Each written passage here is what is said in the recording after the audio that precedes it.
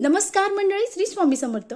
बघा मंडळी, प्रत्येक महिन्यामध्ये दुर्गा अष्टमी येत असते. दुर्गा अष्टमीला विशेष महत्त्व आहे. या दुर्गा अष्टमीला जर आपली कुलदेवतेला आपण काही पूजा विधिवत काही सेवा केली त्याचं निश्चित फळ आपल्याला भेटत असतं. आणि आपली जी कुलदेवता आहे तिचा अखंड वरदहस्त आपल्या राहत असतो. अहो मंडळी, आज वार शुक्रवार, त्यासोबत श्रावण महिना आणि त्या श्रावण महिन्यातल्या ज्या दुर्गा अष्टमीला विशेष महत्त्व आहे.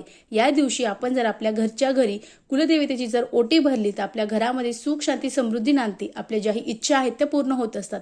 मग ओटी कशी भरायची? तर आपल्या घरामध्ये जो कुलदेवतेचा फोटो असेल स्वच्छ पुसून घ्या.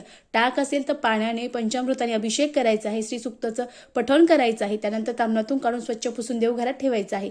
हळद कुंकू धूप दीप फुलं अर्पण करायची आहे. आणि त्यानंतर आपल्याला देवघराजवळ बसून खाली आसन घ्यायचं आहे, त्यावर बसायचं आहे. आणि त्यानंतर एक ताट घ्यायचं आहे.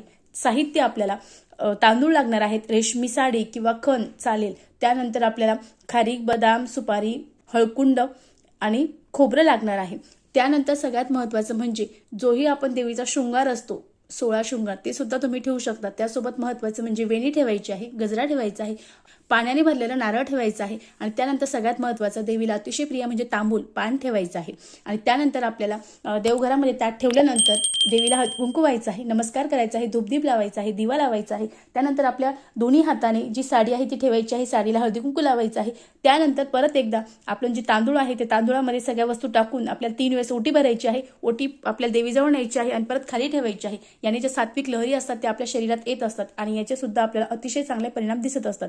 त्यानंतर ती पूर्ण ओटी भरायची आहे. एखादा फळ असेल, फळ सुद्धा तुम्ही त्या ओटीत टाकू शकता. त्यानंतर दक्षिणा म्हणून 11 रुपये 21 रुपये यथाशक्ती तुम्हाला जे ठेवता येईल ते तुम्हाला ठेवायचं आहे. आणि त्यानंतर त्या ओटीला हळदी कुंकू व्हायचं आहे, नमस्कार करायचा आहे. असं केल्याने आपली जी कुलदेवता आहे ती आपल्याला प्रसन्न होते आणि आपल्या घरामध्ये सुख शांती समृद्धी नांदते. आपल्या ज्याही इच्छा असतात त्या पूर्ण होतात आणि कुलदेवतेचा अखंड वरदहस्त आपल्यावर राहत असतो. श्री स्वामी समर्थ. धन्यवाद.